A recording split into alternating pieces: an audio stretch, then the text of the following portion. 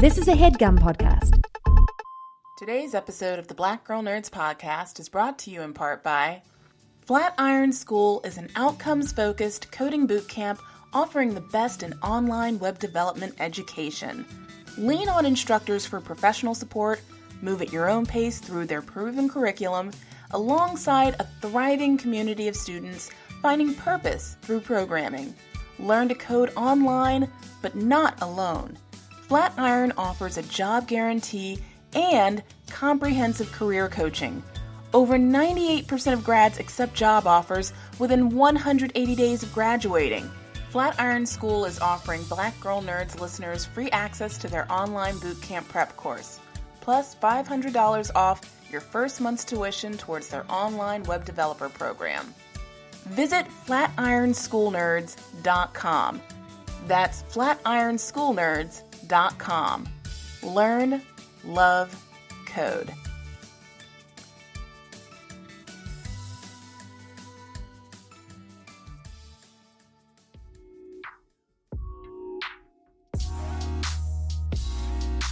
Hey, this is Steph Farwell. Join me bi-weekly at the Lemonade for all things nerdy and geeky, giving you all the sweet and sour notes from the nerd world, as well as my own special commentary to make this blend lemonade just right. Follow the Lemonade at Audio Boom, SoundCloud, Podbean, at the Points of Interest Network, and I'll see you guys soon.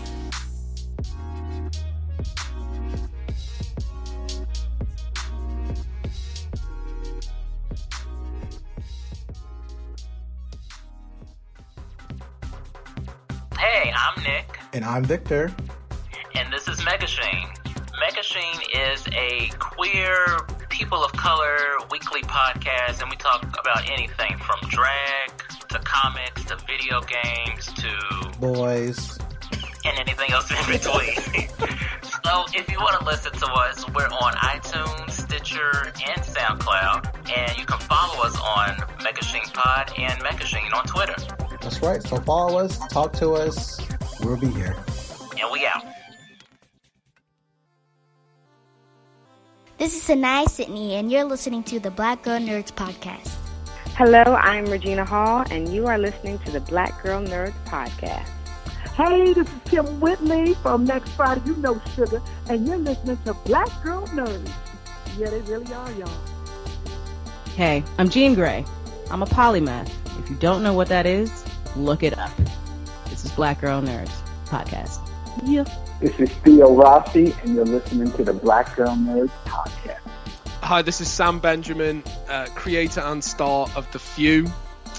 You're listening to the Black Girl Nerds podcast. Hi, I'm Kayla Fry. I'm an actress and being the change that we want to see. And I'm here with Black Girl Nerds. Listen in. Hi, I'm Vincent Jerome, and you're listening to the Black Girl Nerds podcast. I'm Marcus Scribner from Blackish, and you're listening to Black Girl Nerds.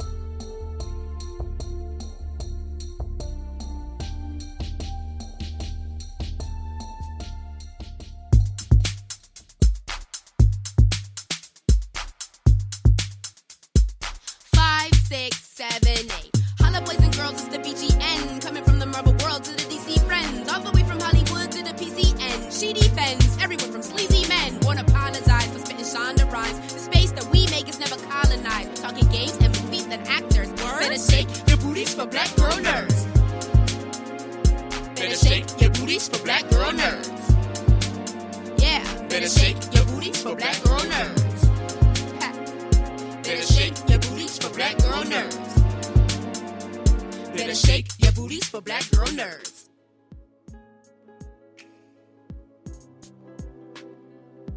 Thanks for tuning in to episode 103 of the Black Girl Nerds podcast. My name is Jamie, and I am your host. This episode is titled Bookworms, Womanism, and Sundance with Curtis Cook. 3 segments. In our first segment, we invite Preeti Chhibber. She is a contributing editor over at bookriot.com, and you may have seen some of her tweets using the hashtag #WeNeedDiverseBooks. We have a fun conversation about representation among women of color in comic books. That segment is hosted by yours truly and co-hosted by Caron and Tora. In our second segment, we invite Villissa Thompson. Villissa is a disability advocate and the creator behind rampyourvoice.com, a website used to empower people with disabilities, and she focuses her work on Black women with disabilities as well. You may have also seen her hashtag on Twitter that she created called Disability2White. In this segment, it's hosted by yours truly again, as well as Caron and Kayla. In our third segment, Jacqueline does a one-on-one with actor Curtis Cook over at Sundance. The Sundance Film Festival recently wrapped up, and he was there to present his film called Roxanne Roxanne. So, 3 segments, really good ones. And if you haven't done so already, make sure you go ahead and tell everybody about the Black Girl Nerds podcast. You can go to Twitter and use the hashtag BGN podcast, and we can be found everywhere: iTunes, Stitcher, SoundCloud, Spreaker, Spotify, and Google Music. Thanks for tuning in to episode 103, called Bookworms, Womanism, and Sundance with Curtis Cook. Preeti Chhibber is a marketing manager for HarperCollins children's books. She usually spends her time reading a ridiculous amount of young adult books, but is also ready to jump into fandoms at a moment's notice. You can find her on Twitter at RunWithSkizzers. Thanks for tuning in to the Black Girl Nerds podcast. My name is Jamie. I am your host. Very excited to be hosting this show with none other than my co-hosts Caron and Tora. Thank you, ladies, so much for coming on the show tonight. Hey. Hey, y'all. We're excited to have this guest on our program tonight. We have Preeti Chhibber. She is a contributor to Riot Comics and a self-declared book nerd and has a day job in publishing. Welcome, Preeti, to the Black Girl Nerds podcast. Thanks for coming on our show. Hi, thank you for having me. I'm so excited. You guys do such good work. Thank you. I appreciate that. So my first question to you is kind of after understanding your history between working in publishing and writing about books for other websites and even doing podcasts about books, you obviously share a deep love and affinity for literature. So what is it about books that intrigue you so much? So I was like, how do I answer this question and not sound like so hokey and like, like la-di-da, you know? Because it really is about the written word. And when I was little, it was just, I was like the weird kid who asked for like 4 books for Christmas, you know? And it was because I would see the movies in my head, you know, watching, like reading the book would just play like a movie in my head. So it was just pure escapism. And as I got older, it became very much about the word and the ability of words to manipulate readers and just how impressive it was when people could write a sentence, just like, you know, 7 or 8 words and change a mood. Like, I find it fascinating when you have things that can like give you physical reactions when you're just reading them on a page. Like, I just think that's so powerful. There's this book called Red or Dead by David Peace that came out in 2015. And on the surface, it's like a 600-page book about the Liverpool football team. Which, wow. Yeah. But I was reading it on the subway, and there's a section that was just about a football match. And the language is this like really repetitive staccato, like da-da-da, da-da-da, da-da-da. And I felt my heartbeat increasing and like getting like really anxious. And I was like, this is the coolest thing that's ever happened. So there's such power in words and such power in books that you're never bored and it's never not engaging. So, you know, in addition to the work that you do in publishing and loving books, and I think that's amazing, just everything that you're doing from the podcasting side to being a contributor for Riot Comics. I also notice your timeline on Twitter a lot. You get retweeted into mine constantly, which just goes to show that I follow some really awesome people. So intersectional feminism is obviously a very important topic for you because I see a lot of your tweets talk about diversity and diversity among women. And you advocate for diverse books. So can you give us some examples of the kind of work that you're doing that allows every woman's voice to be heard in publishing? Sure. So I work in children's literature, and there's a very big moment right now and movement for diversity in children's literature, which is so important because growing up, I'm sure we've had similar experiences of growing up and not seeing ourselves in the literature that we were reading and having to kind of sort of like beg for scraps and just hope that maybe there might be a brown kid in the book. Like maybe. And so there's an organization called We Need Diverse Books, which is grassroots started by authors in order to push the publishing industry to be better about the children's literature they were publishing and promoting. And I am lucky enough to work in sort of a distributions channel that goes straight into schools. And so I worked closely with Diverse Books to create curated lists of books that are written by people of color with I personally specifically focus on finding women of color because publishing is also a very male dominated field, and getting those books directly into the hands of children. Other things are like getting the words from those women themselves as to why they find that diverse books are necessary and why they want more stories featuring marginalized communities and promoting their work and their words so that they're speaking for themselves. Preeti, this is Caron, and with regard to your work in publishing, you have kind of unfettered access to these young minds and young imaginations. What's been the most fulfilling part for you? Oh my gosh. Anytime you see a kid holding a book that you put there, there's nothing like that feeling. There was a book once years ago that we sold that had a gay character in it. And we got a comment from this 16-year-old girl, and she said, "Thank you so much for providing this book. My little brother needed it."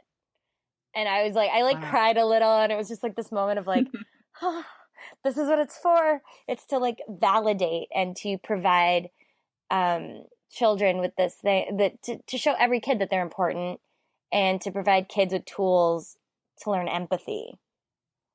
So when that happens, when kids read books and realize that, hey, it's okay if not everyone's like me, or that this is me and my story matters, those are the two things that matter most in the world to me.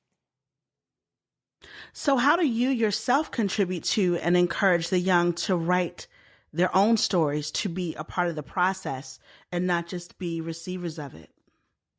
I hope that putting thoughts out online, and not just in kind of Book Riot or these avenues that are much more adult focused, but through Tumblr and through social media, and just kind of putting the word out that all of these stories matter, will affect teens who are in these spaces as well. Obviously, I'm not targeting teens directly because disconnect between adult and teens, I think, is important online, but allowing them to have access to that is so important, and hitting home the fact that, yes, there are people in publishing who want to hear your stories, who want to publish your stories, and want to publish stories about people who look like you or love like you or, think like you. There have definitely been kids who respond to pieces I've written online and are like, this is what I want. I'm so glad that I saw this, because now I know that my writing matters and it doesn't just have to be a hobby. Wow. Yeah. Hi, Preeti, this is Tora. So what qualities do books that really resonate with you have in common, and what would you say sets them apart from the rest that you read? I think authenticity matters a lot. especially now. I just read, and I can't talk too much about it because it's not coming out until August. Sorry. But I read the Miles Morales book that's coming out from Disney that Jason Reynolds wrote. Oh my God. I know. Oh my gosh. I know. Just a little bit. I can't give any plot or any of that away, and I won't. But it's the stark difference between reading what is almost an own voices book versus what's happening in the comics. Props to Brian Michael Bendis for creating the character. Miles is amazing. He's like one of my favorite characters. But oh my God, this book. So you're saying we're gonna love it? You're gonna love it. Yeah, I think everyone's gonna love it. It's a comic book. It's like Disney and Marvel are basically putting out sort of canon fan fiction, if that makes sense. They're taking these comic books and putting them into prose and creating these really moving books that could easily just be like, we all remember back in the day when they would do like 17 Full House books, right? They would take properties that were not traditional prose books and they would just become these like 15 writers sitting in a room banging out like 47 scripts a day. But now these are like quality books. Right. Is this a person of color that's behind the writing on this? Yeah. So Jason Reynolds he co-wrote All American Boys and he's written like several children's books. He's a Black author. And he's an amazing writer. I'll like send him a note after this and be like, I just like went off on how cool you are for like 10 minutes. It changes everything when it turns from like an outside perspective. Not saying that, I think anyone should be able to write anything they want, but both like take the criticism and be respectful of what you're writing. But in this case, like I have to say there was an authenticity to the voice that just like gave it so much emotion and like feeling. So I really look for authenticity, and also like I love a good turn of phrase. I am like a sucker for a good sentence. Like I will be like, there are books that, I still love that maybe the plot's kind of boring or like whatever, but if it's got like good words, like all I need is that like good narrative style sometimes. And I'm like, I like melt. That's awesome. I just wanted to add too that, Brian Michael Bendis has been criticized and his feet's been held to the fire by a lot of fans because recently there's been a lot of tone deaf and like color blindness happening with the way he's writing Miles. And there was even one panel where Miles says that he doesn't want to be the Black Spider-Man. He just wants to be Spider-Man. Right. And I just find that, especially now when it's so important that we recognize that here we are as people of color, as Black people, that our identities matter because we're being so marginalized and our identities are being oppressed against us even more so now. Having that in a comic book for young, impressionable minds to read is important. So let's not turn the other cheek and ignore that. So this is exciting for me because, that's why we need to have more people of color writing these books, and then also editors in those offices, giving writers those opportunities, because then you get some really organic, real, profound stories. Right. You see it in Miss Marvel, right? There is an authenticity to Miss Marvel. Like, Miss Marvel is the closest I've ever gotten to a character who's like me in a comic book. I'm Indian and Hindu. She's Pakistani American and Muslim. So like different, but similar enough that I feel very close to her. And it's clear that you have a South Asian woman as an editor, a Muslim woman as a writer. Like you can see and feel the realness of it. And that matters a lot, and I agree the colorblind thing drives me nuts. It's such like a relic from the 80s of this idea of like, if you take, like, we can't take our color away. Like, right. That's part of us, and it matters, and it influences parts of our lives in a way that you can't take it away. So when you say that, like, I don't see color, you're like, well, I don't see a really important part of you. Exactly. In an interview I read, you credited The Agony and the Ecstasy by Irving Stone. You credited reading that for part of the reason you decided to become an English major. And I really identified with that because I can point to several books and several milestones in my own life. So I was interested in what other books, if any, have influenced other major decisions in your life. A lot of books influence tattoos that I've gotten. Oh, wow. Yeah, like lots of books definitely were like, I will put this permanent thing on my skin forever. Harry Potter, Harry Potter is my problematic fave. I love it forever.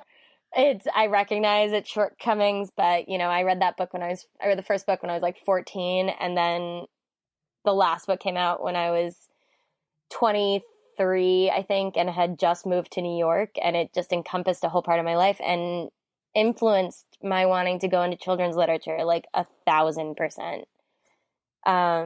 That's the big one, I think. There are others, I'm sure, that have probably pushed me into making bad decisions, maybe, but I have a tendency to fall headfirst into whatever I'm doing and whatever I'm reading. I am basically a walking exclamation point. So like the things that the like entertainment and content that I interact with is always going to be like a really, really big part of my life. Well, I was going to ask you what books are you reading right now, but I feel like that's such a boring question. So I'm going to switch it up because I do want to talk more about comics with you. Sure. So what are some of the most progressive comics that you have been reading lately? I mean, some really good examples that I've been reading has been like the Gem and the Holograms comic where they have a transgender character. Then there's World of Wakanda where there's Black queer women represented.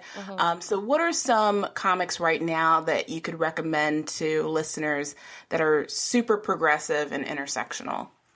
I mean, Miss Marvel for sure. Like, yes, have to.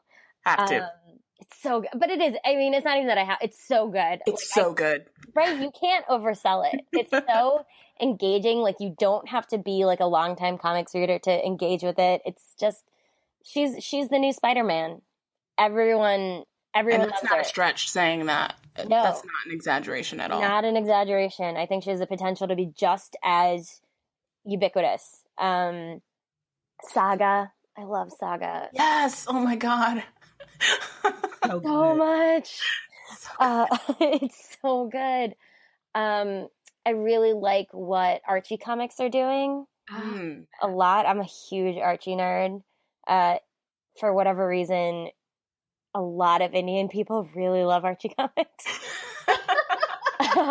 It's like a thing, there was some like distribution thing that happened back in the like 70s or 80s. So I would literally go to India over the summers for like a month and a half when I was a kid and like just read Archie Comics all summer and like buy them in the like tiny book like store down the street in the village or whatever.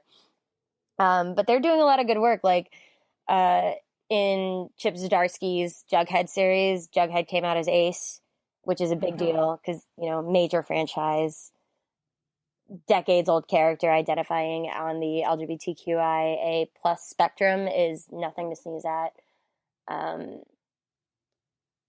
There also, I think it's really interesting what they've decided to do with their characters with like the horror series and, whatever. I think they're taking chances, which I really like. What else? I'm trying to think of like, what else am I reading that's like off the top of my head? I love Moon Girl and Devil Dinosaur. Yay, me too. I think it's so cute. Unstoppable Wasp. I have to talk about Unstoppable Wasp. I'm such a fan. The Jeremy Whitley, she is Hank Pym's daughter, but it's like a girls in science. Like, that's what it is. And there's like one character that looks straight up like Janelle Monáe. Yes. Have you seen? Yes. Oh my gosh. It's adorable. Yeah, I was actually, Jeremy sent me like the first few scripts because there's going to be an Indian girl in it. And he was like, could you, give it a read and let me know what you think? And it's like, just that whole first, there were like no men in that comic. And it's kind of awesome. Like I was reading the first issue and there are just pages and pages and pages and there's no male dialogue, which never happens. Like that's why I'm a fan of Fearless Defenders. Have you ever read that run? No, I haven't. It's on my list, but I haven't gotten to it yet. That's why I love it. There's like no dudes in that. Oh, maybe I'll push it up. I'm a little fed up with men right now. Join the club. I could never. They are useful in some places. They are. Yeah, for procreation. That's about it. The bank. I'm just kidding. And the kitchen. We love you guys. We do. I came off of a weekend of like hanging out exclusively with women of color, and it was just really nice. Isn't that amazing? It was just right. It was just so like wholesome and like affirming. It was really, really nice. So, Preeti, what did you want to be when you were a kid? And are you connected to those dreams as an adult? I am not, because I thought I was going to be a doctor. Me too. What kind of doctor were you going to be? I don't know. It was so bad. It was because my mom decided there are 3 of us, and she was like, I'm going to have a doctor, a lawyer, and an engineer. And I got the doctor. So like my whole life, I was like, I'm going to be a doctor. Until I got to college and remembered that I'm terrible at math and science. Yeah, that won't work. I actually got in trouble once because I was interviewed and I was asked what I wanted to be when I grow up. And I said I wanted to be a doctor. And they said, what kind of doctor? And I said, well, like Trapper John MD. He's a cardiothoracic surgeon, but he does general surgery. So they were mad because I didn't mention a person of color. They were like, you don't want to be a doctor like Charles Drew? And I was like, no, he deals with blood and plasma. That's not my thing. I don't think I was expected to know that, but it was like, no, I want to crack a chest open and rewire somebody. It was always such like a not real dream, It was like one of those things where I was a reader there was no way that I should have ever been anything other than an English major. Yeah. Like, it is a travesty that I spent my first year pre-med in undergrad. Not just for my grades, but definitely for my grades. But that was like there's a disconnect sometimes between, my parents immigrated from India, and there's a disconnect between sometimes immigrant families and the arts, because the arts aren't necessarily seen as a way to survive. Right. It's a nice to have. It's a nice to have, but it's not necessarily, they came to this country to give us better lives. So why wouldn't we want to do something where we can have like the big house and the cars and everything? And a lot of, especially in the South Asian community, kids just don't realize that there are opportunities outside of the sciences or outside of law or whatever. Like, I looked into it. My older brother met someone who worked in publishing. And he was like, hey, that sounds like something my sister might like. Otherwise, I don't know what I would be doing if he didn't have that conversation with someone. Maybe a psychologist. I don't know. So my final question, I feel like you've already answered. So I'm going to switch. Yay. So I read your article about the Archie comics and Riverdale, and I wanted to know what your thoughts were about how it's being represented versus canon, the new series. Sure, okay. So I think it's a complex conversation because there has been some really egregious erasure happening on the queer side of things, like Jughead. They're saying Jughead in the show is not asexual, which is not cool. Like, I'm not okay with that. On the other hand, they have cast the lead actor in the show is half Samoan. Veronica is played by a Latina actress. Josie is actually all of Josie and the Pussycats. They're all Black. Yes. And Reggie is Asian American. Mm-hmm. I don't know that I can name another network TV show that has 50% actors of color cast in their 2 tiers of leads and supporting. That is amazing to me. And, you know, the comic is still very much like, it's not, so Riverdale is not a set interpretation of what's happening in the comics right now. It's totally new. There's nothing in the comics that is happening on Riverdale and vice versa. It's kind of pieces of the afterlife with Archie and pieces of the new Archie mixed with like Dawson's Creek and Twin Peaks. Yeah.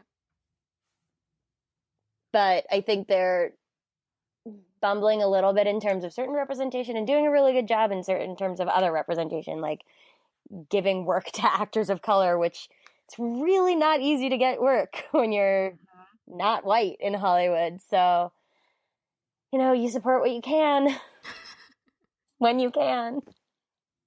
That got really sad. I'm sorry. No, I have that same conversation like every week about Riverdale. So I just wanted to know what because when I read your article, because I'd been having those same arguments about it once I saw the trailer for it, like because so many people were like, this is going to be nothing like the Archie I know. And then I read your article and it articulated all of the things. I'm glad. So, I mean, it's complicated, right? But then I saw the show, and you know, I'm on a podcast about it. But I wanted to know, since you wrote the article, what your thoughts were about it. So thank you so much for sharing. No problem. Well, Preeti, thank you so much for taking the time to be on our show. And can you just let our listeners know where they can find you on social media and on the interwebs, your website, where they can find your work? Sure. So you can find me on Book Riot and Book Riot Comics. I have pieces going up there sporadically. But mostly you can find me on Twitter and Tumblr at Run with Skizzers, because I signed up for stuff before I knew it was going to be my professional presence on the internet.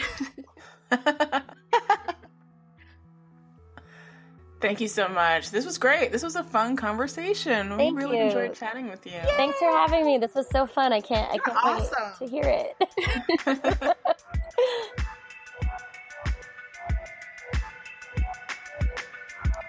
Villissa Thompson is the founder and CEO of Ramp Your Voice, an organization she created to establish herself as a disability rights consultant and advocate. Ramp Your Voice is a prime example of how macro-minded Villissa truly is, and her determination to leave a giant tire track mark on the world.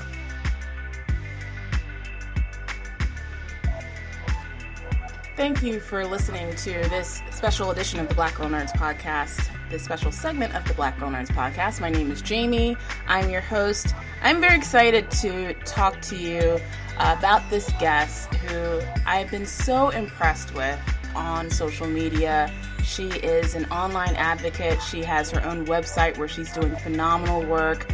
She's got a picture with President Obama on there. So she's doing really phenomenal, important work. And I'm also co-hosting this show with none other than Caron and Kayla. Thank you ladies so much for coming on. Thank you. I'm excited. Me too.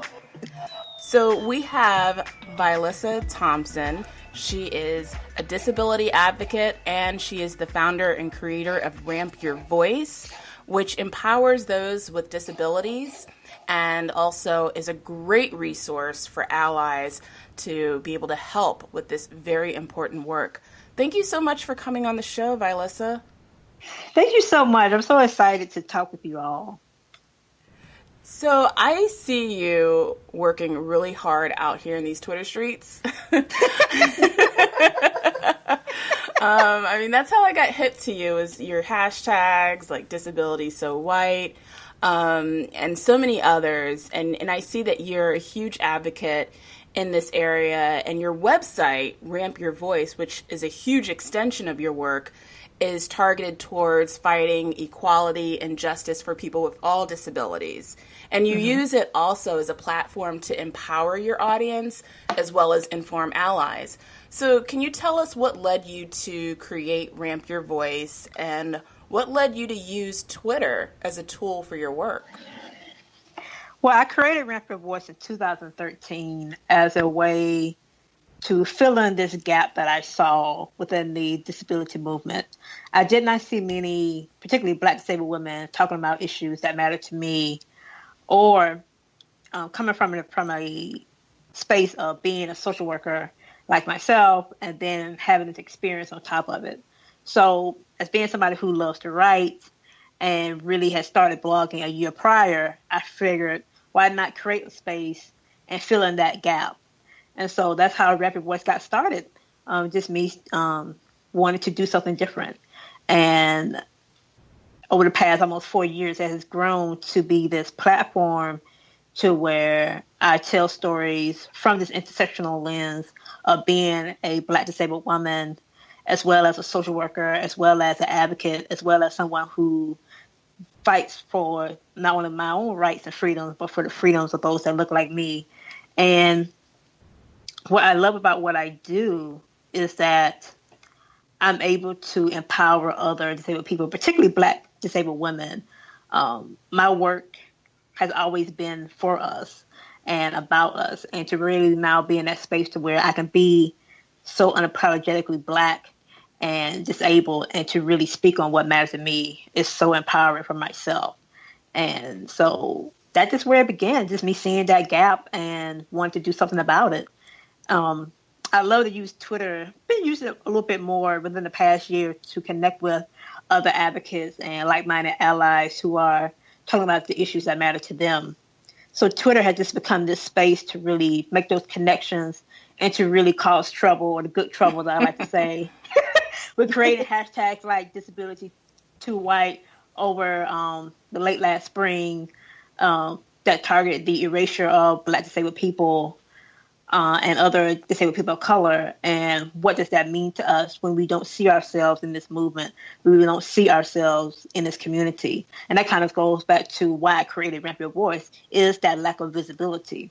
That hashtag just really came up, just a thought in my head when I saw yet another article that featured white disabled women talking about beauty standards. And I'm like, well, dang, I have beauty too. Like, where are those articles that feature women that look like me, or those women who are of color and disabled?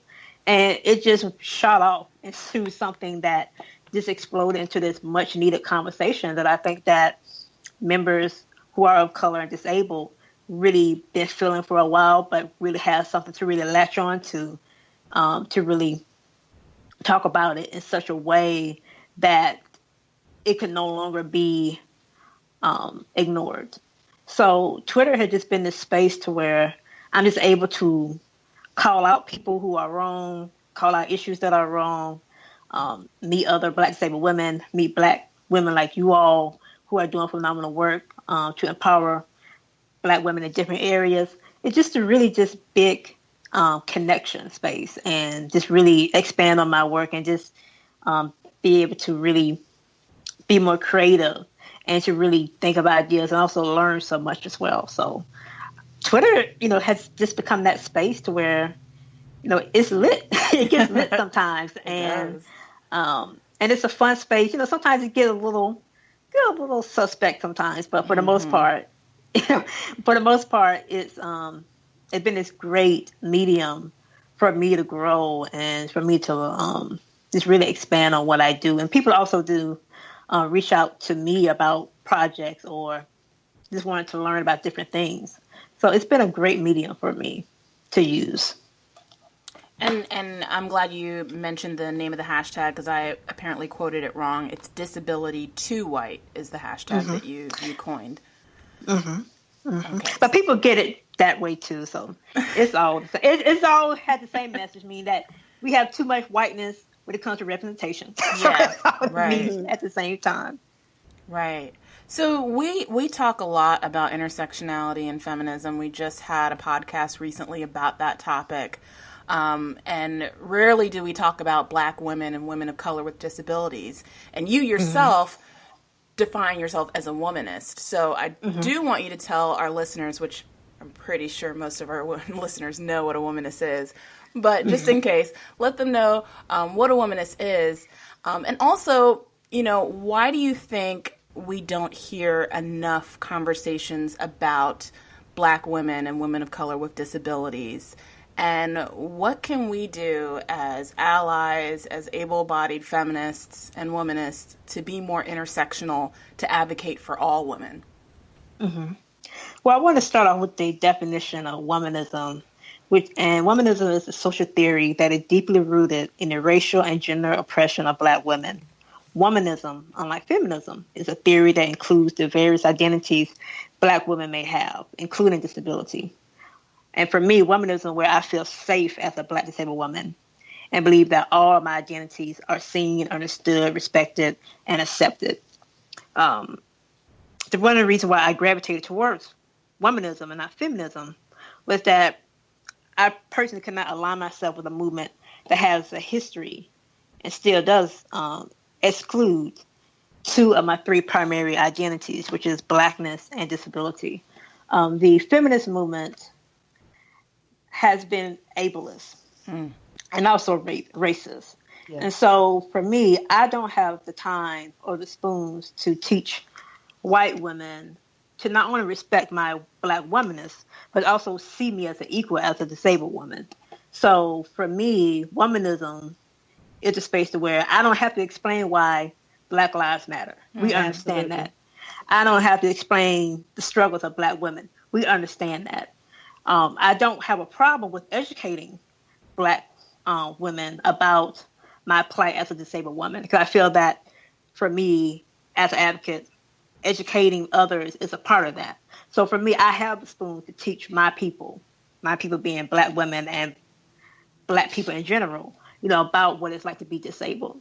But for me, I don't have time to be in a space to where whiteness is prevalent, ableism is prevalent, racism is prevalent, and try to say that, hey, I need to be seen too.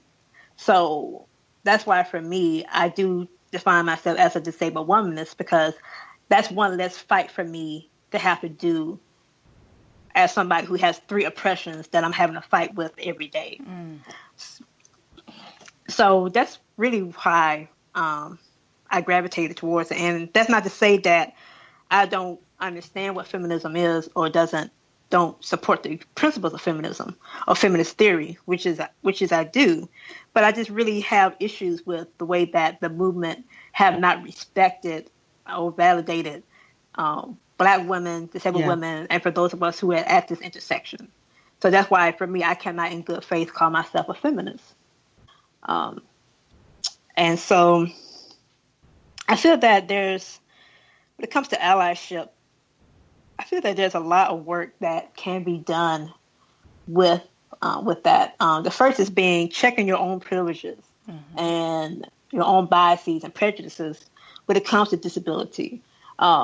Disability is an identity that goes unnoticed in many ways. Even though we all know somebody with a disability, there's 1 in 5 Americans have a disability. So, you know, you think about the people that you come in contact with every day, whether you can see their disability or not, they're probably disabled, whether they have a chronic illness, whether they have psychiatric disability or they have intellectual disability or learning disability.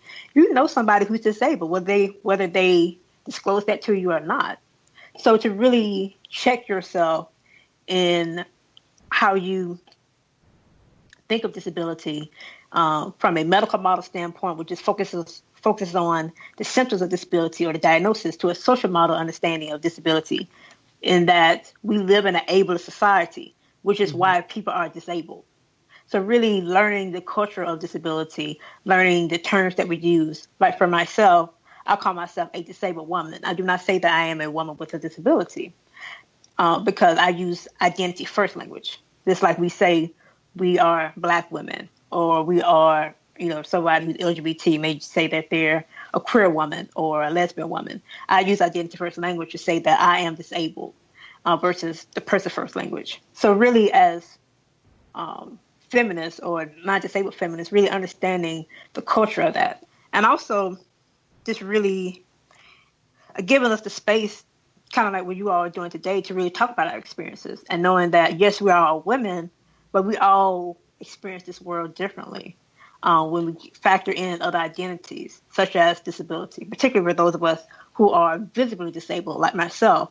I'm under 4 feet tall and I'm in a wheelchair. The word interacts with me differently than for somebody who may have an invisible disability, such as a psychiatric disability or a learning disability.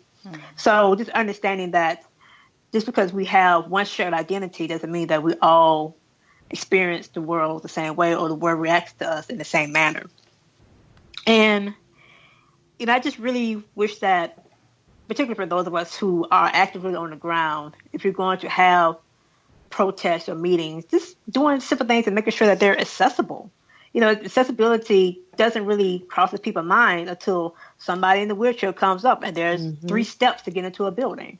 Or when you have protests, not really having safety nets involved for those of us who may get overstimulated during that time, or making sure that if there's some people with physical disabilities there, make sure that they can be protected in some way in case there's hysteria going on, in case something goes wrong. So just really ensuring that the spaces that you have, both physical and those online, are accessible to us. When it comes to online, looking at the way your website is formatted, do you have captions for pictures? If you have videos, do you have, auto description? If you record things, if you have, just the type of captioning that's needed so that disabled people can access your work, access your message without any barriers and not be excluded in that. So those are just some of the things that when we talk about including disabled women in these spaces, and not just feminist spaces, but any space, what does that look like? And really asking us, what does that look like? And then putting it into work to make it happen.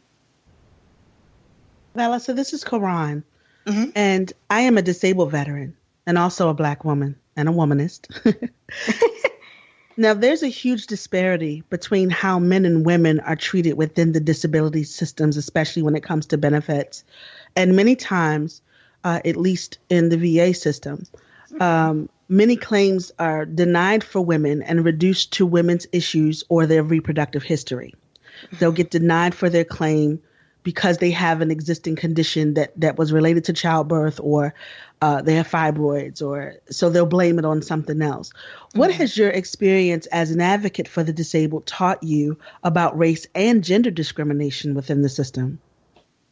Well, no, I'm so glad you brought that up about being a veteran, because when I was in grad school, that's one population I did focus on and learning about female veterans and some of the challenges that you all face when it comes to your experience in the military, and then coming back into civilian life when it comes to the VA system, particularly when it comes to homelessness, because that was what I focused on in my grad program, is the homelessness population of female veterans. I'm a formerly homeless female veteran. I work with Women Veterans Interactive out of DC. So I'm an advocate as well, but that's also a population I belong to. So, just really learning about, those underrepresented, unspoken for populations is what drives me. And coming from the social worker standpoint, I feel that most agencies only focuses on the immediate needs of people and not take into consideration what they have going on around them. Like you can focus on, let's say for employment, you have a female veteran or disabled woman who has the credentials, has the drive to want to get employed, but with her being of color or her having a visible disability, that can be a barrier to that. And I think that some agencies, they don't think about all those identities that a person has that can create more obstacles or barriers for them. And that's one of my frustrations that I see as a social worker. And that's one of the things that I try to speak on through that intersectional lens, is bringing up all these factors that can impede a person's ability to live the best life that they want, to thrive, to survive with the least restrictions as possible. So for me, really having that focus on talking about gender and race is important, because for me as a Black disabled woman, you cannot see me fully if you only focus on my disability. When I wake up in the morning, I see Black. That's what I see. Then I see a woman, and then I see disabled. Even though I have a visible disability, that is what I see. And I see those things because that's how the world has interacted with me my whole life at 31 years old. So for me, it's really frustrating when you have social service agencies or disability spaces that only want to focus on that one reason as to why that you're in their office or why you're advocating, and not see the whole picture, because we're all made up of different factors, whether we see it or not. We all are experiencing this world in different ways. And just because we're disabled doesn't mean that you experience the world in the same way that I do, or I don't experience it in the same way that you do. So again, even when it's something as simple as looking at those factors, it's still, when it comes to discrimination, it still has to be through that intersectional lens, so you can capture the whole picture, so that when you're assisting somebody and getting services, you can better understand what are the barriers that they're experiencing, so that for somebody like me who is a health professional, I can advocate for that person better. I can't just advocate for you to get employment without thinking about, okay, well, if you have a certain skill set, is this field open to Black women? Is this field open to disabled women? Are you going to experience some type of prejudices because of the way that you look, even though you may be one of the best qualified people there? So, for me, looking through that lens of intersectionality is what drives my work. And it's something that I always try to be mindful of. I know that there was a picture online that showed disabled people in relationships. And I thought it was a great picture. It had like people of color in there, but there wasn't any LGBT representation.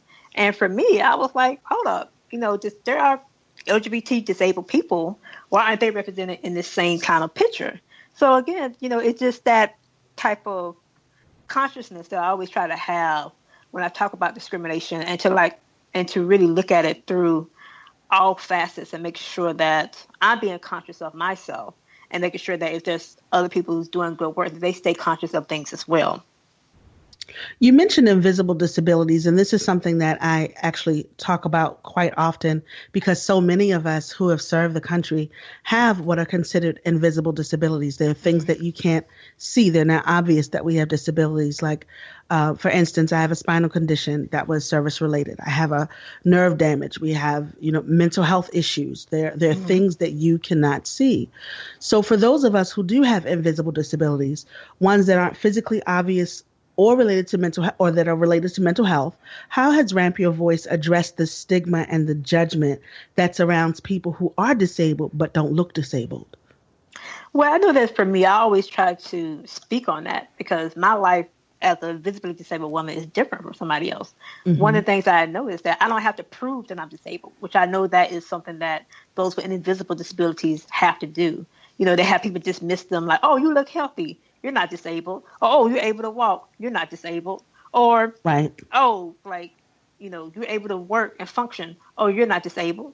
And disability looks so different in everybody. Like, you can have the same disability as somebody, and you can have two completely different experiences. Absolutely.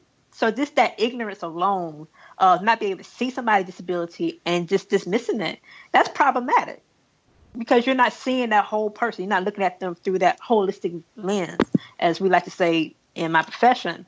So for me, I like to use Ramp Your Voice to talk about the issues that I know personally, as well as the ones that I don't, because I can't just rightfully advocate for women with visible disabilities and not those with invisible disabilities. That's not okay. And I know I've done several posts and featured women with all types of disabilities on my website, because their experiences matter. Like, all of our collective experiences matter, and they all need to have a space to where they can be shared and empower not only the storyteller, but those who are reading the story.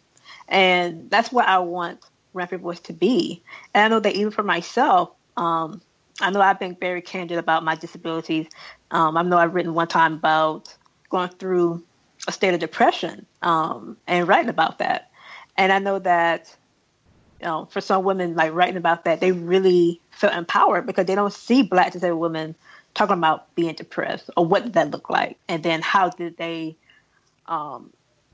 take care of themselves during that time. So even when we experience situations that is not our everyday, but it's a part of this disability story, disclosing that can mean so much to not just you, but for somebody who realized, oh, I'm not the only one that goes through this.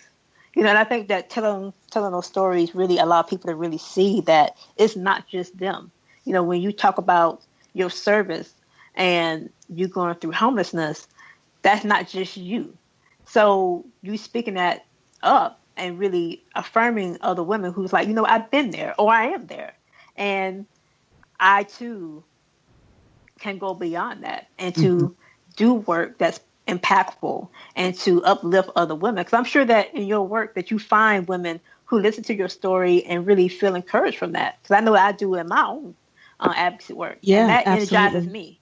I know it energizes me and it really lets me know that what I'm doing is so important. And it humbles you and it keeps you grounded because it makes you realize that you're just this vessel that allows people to be able to speak on what they need to. So when I allow women to come on my website and to blog about it, because I know I have a series that's coming up next month, Black disabled women with different disabilities, to be able to allow them to tell their story.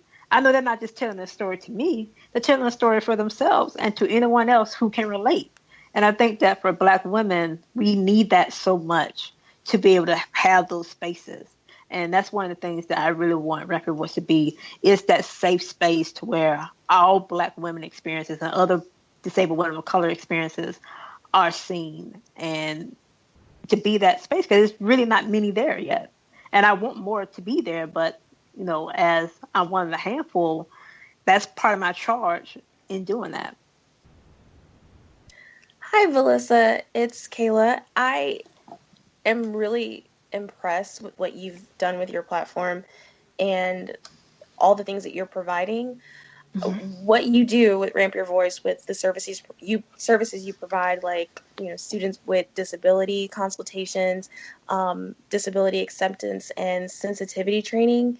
Can you give us a little bit of insight into what those services entail? Well, those services were what some of the ones that I created when I first started, and those were some of the areas that I really thought that was important at the time. Trying to educate parents about their disabled children's rights in schools. I know I have a couple of parents who I'd be able to kind of be that voice as to, what to do or what to say or what resources to get. And I'd stem that off from the collective knowledge that I know that works, but also my personal experience as well, going through the education system, public education system as a Black disabled child. What does that look like? So just really gearing towards those professional, educational, and personal experiences. But I know that for right now, as I've grown with Rep Your Voice, particularly in the last year, I really want to focus more on some of the things that I mentioned of that intersectionality piece. And I know that at this point, I'm kind of revamping my services so that it can kind of mirror what I wanted. When I started Rep Your Voice, I just started it being more general in what I focused on, because I was so afraid of being pigeonholed as only being able to talk about Black issues, particularly as a Black woman. When you start off like that, that's all they see you as. And I know that I have more to give than just talking about Black issues.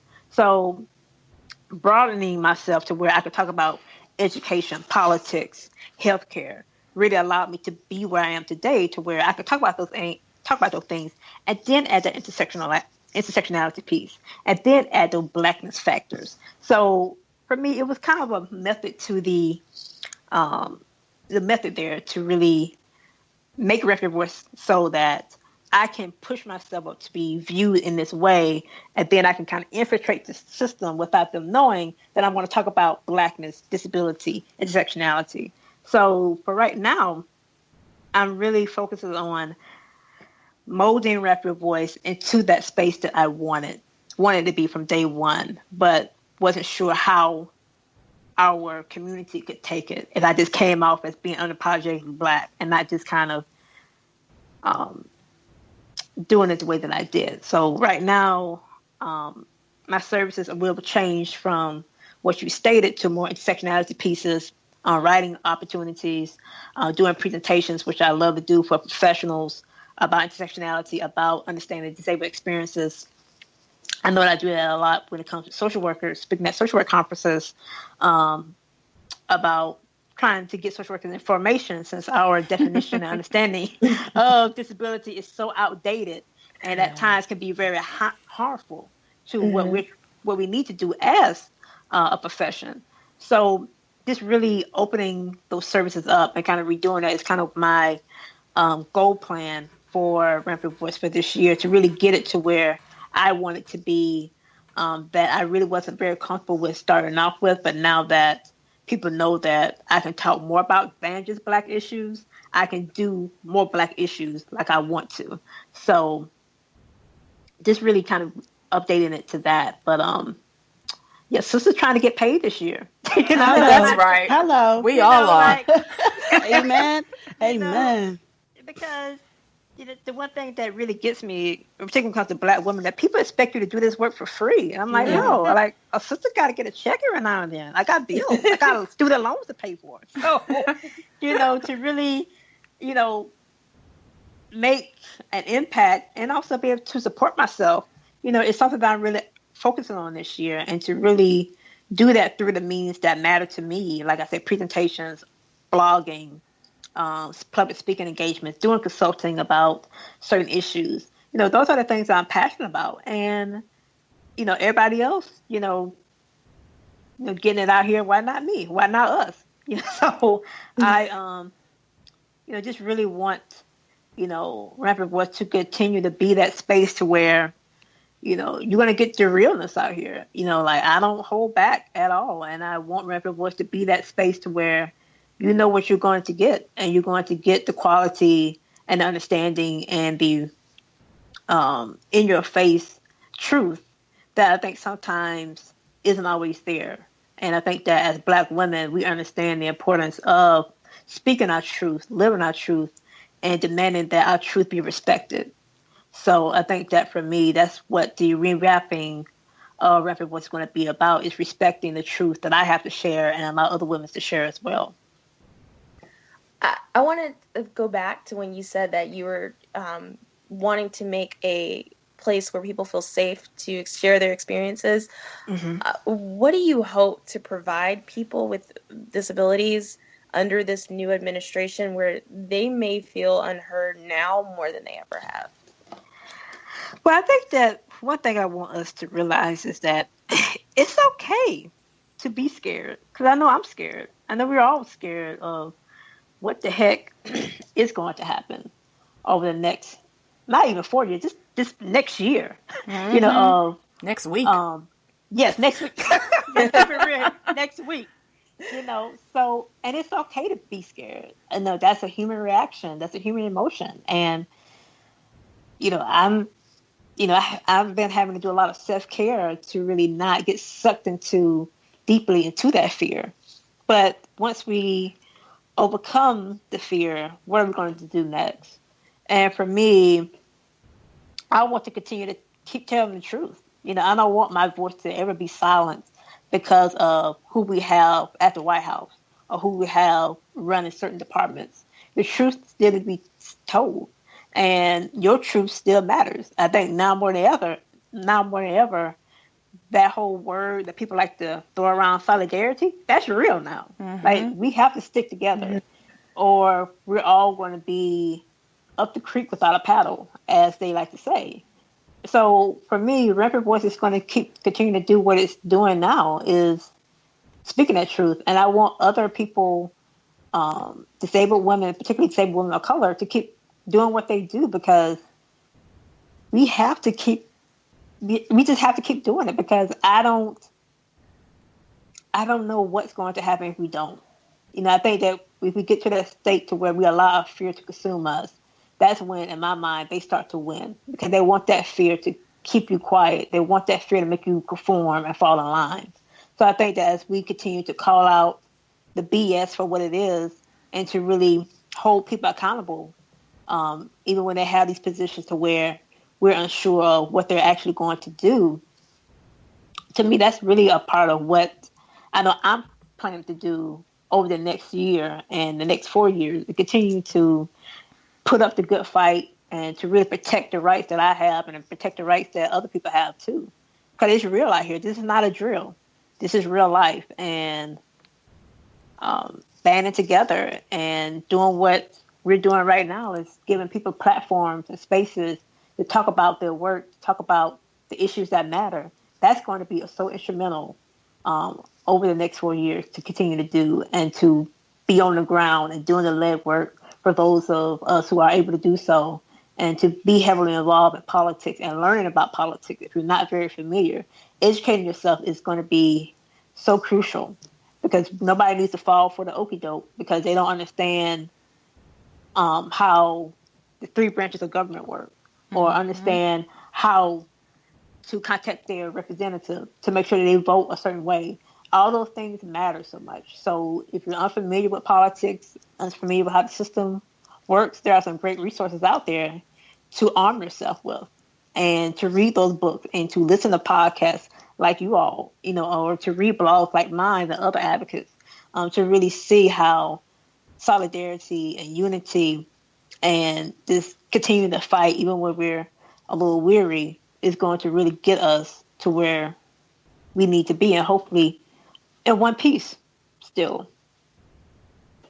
Midterms, everybody. Go out and vote, please. Everybody worrying about 2020. You need to worry about 2018. Yes. Mm-hmm. She mentioned understanding how the three branches of the government work, and I'm thinking he doesn't even understand how the three branches of the government work. He really doesn't. He really doesn't. For real. My goodness. Villissa, I just want to say that I am so inspired by your work, and I definitely would love to have you to come back on our podcast to talk more about what you are doing.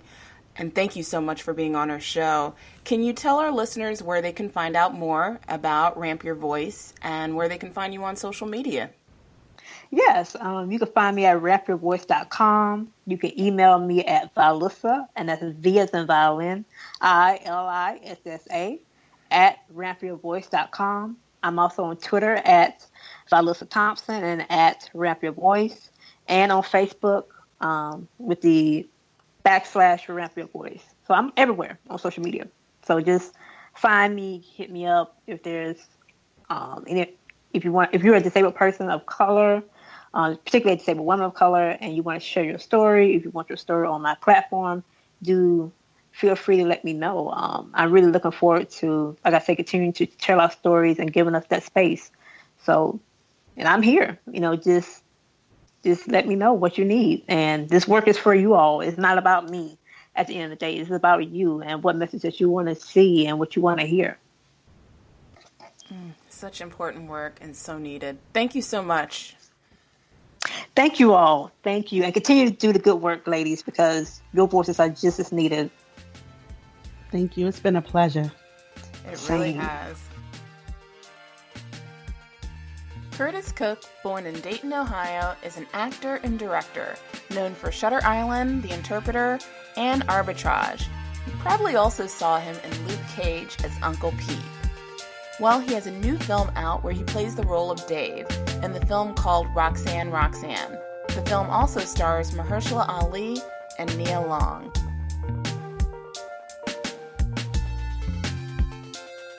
So, we're here in Sundance, trying to stay warm inside the library. We just saw the premiere of Roxanne Roxanne.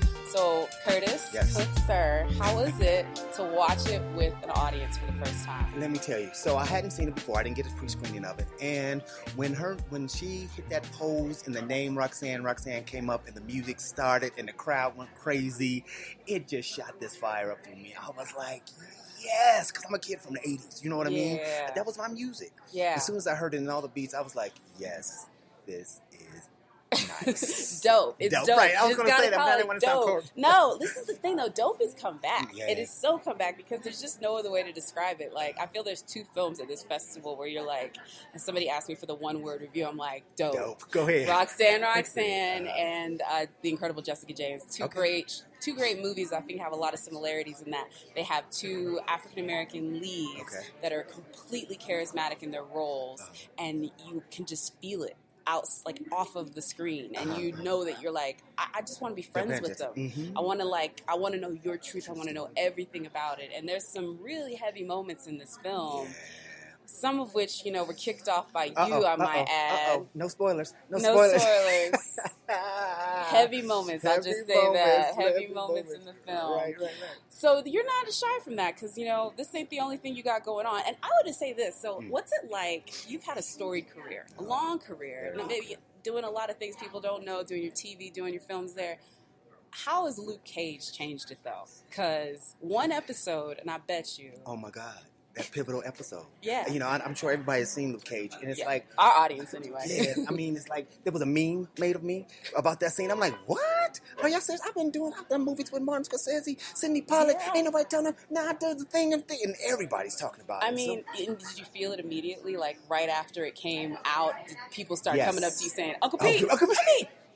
Pistol Pete. I was like, oh, what's up? He's like, Pistol Pete. Yeah, definitely. And I had the side part. I cut all my hair off. I was rocking the side part for a long time. I was like, okay, yeah, it's changed a lot. And the scene itself is very powerful. You know what I mean? The character was complex. It wasn't just like a stereotypical bad guy who comes in. It's intricate.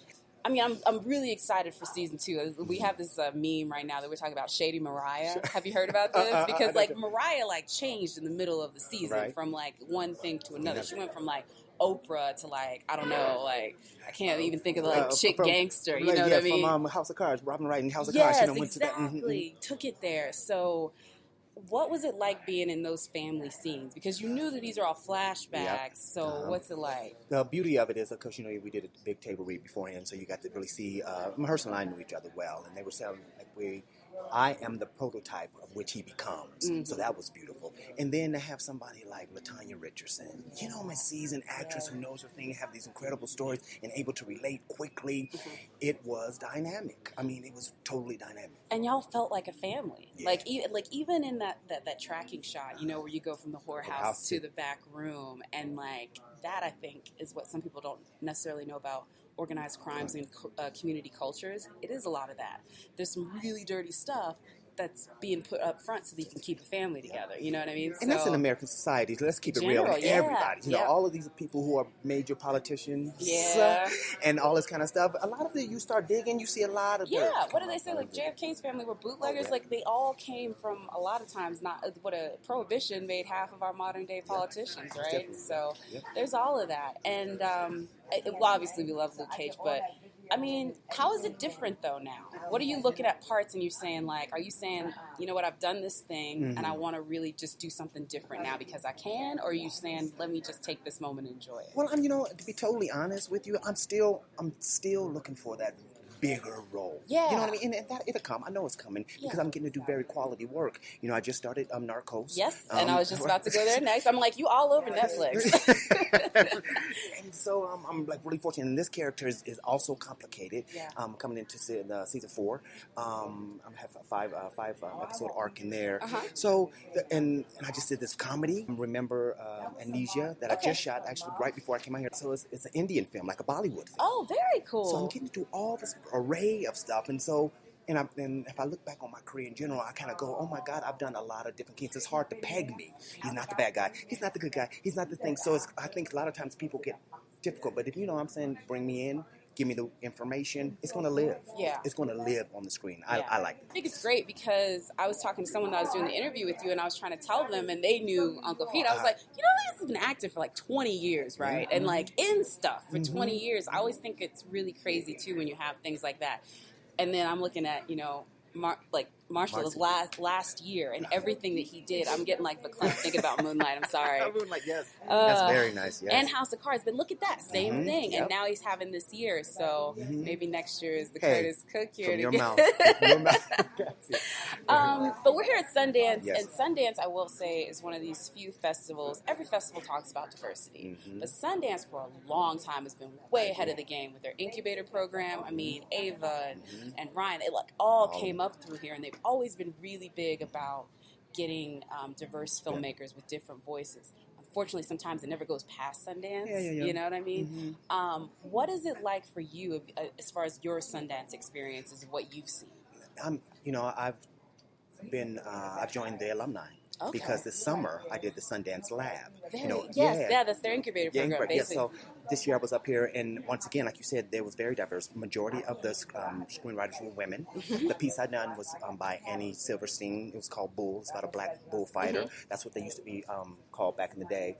No, today they're called black bullfighters. What back were they in the called? day, rodeo clowns. Rodeo clowns. So it's about this rodeo clown who's getting to the end of his rope and he can't do it anymore, and how that psychologically how he deals with that because it's his livelihood. A beautiful story, and I feel like I've been up to Sundance 4 times now, and every time I've come, it never ceases to amaze me how many good, and I don't use that word lightly, how many good filmmakers there are that I had never heard of. It kind of seems like they come out here, their stuff is celebrated, but something happens to get pushed.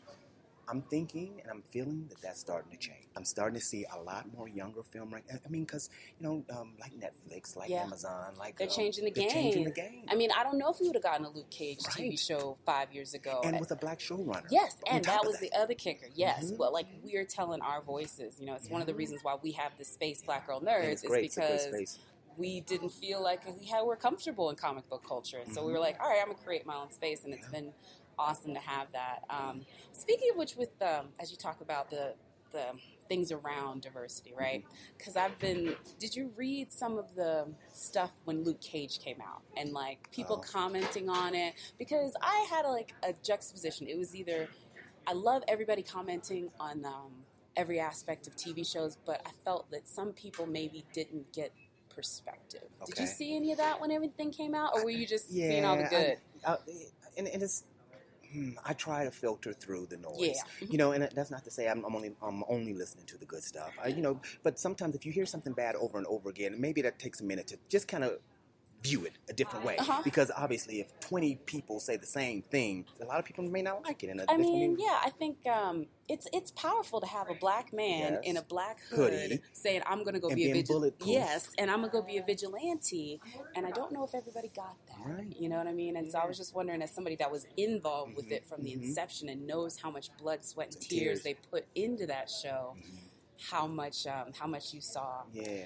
Well, I mean, that's good. You didn't see any of the other. We did. I'm not going to lie. Right. We did. So what are you looking forward to this year as far as anything here or anything on the horizon where you're like, I'm really excited about this next thing that either you're doing or that you're a part of or seeing going forward? Well, like I said earlier to you, maybe not on the cast, is that my son is out here. And okay, I have to stop because I'm about to well up a little bit.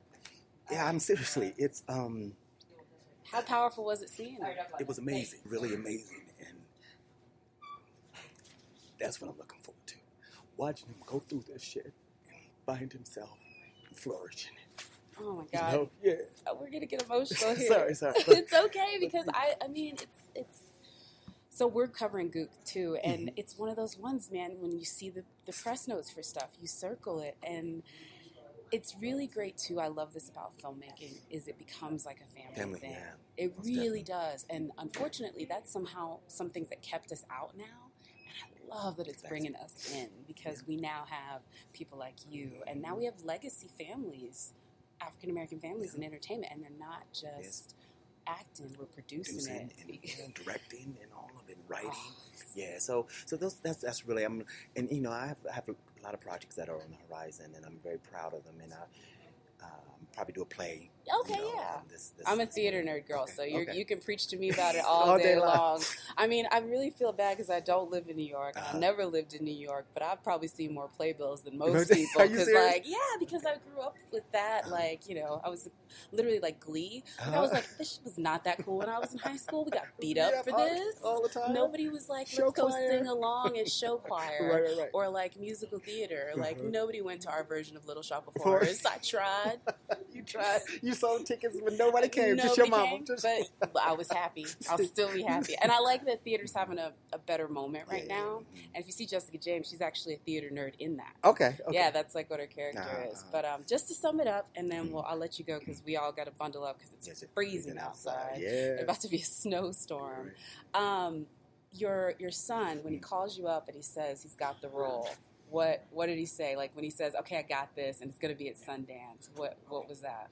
It was really funny because he called and he said, "Dad, can't really say nothing yet because it ain't public yet. But guess what?" I said, "What?" He said, "I'm going to Sundance." I said, "You got to be serious. You can't be. You're not serious right now." He said, "Yeah, I'm going to Sundance." I said, "Well, listen to this. I'm going to Sundance too." So y'all were both telling your truth at the same time. That's what I was hoping you were going to say. It really was. I was like, yeah. Yeah, because Sundance are kept under wraps. Like they get told very early, but you can't spill that tea, you know. Until they make the announcement. Yeah, that's so cool. So was he here today? Yeah, there he is right there. That's Curtis Jr. I'm missing out.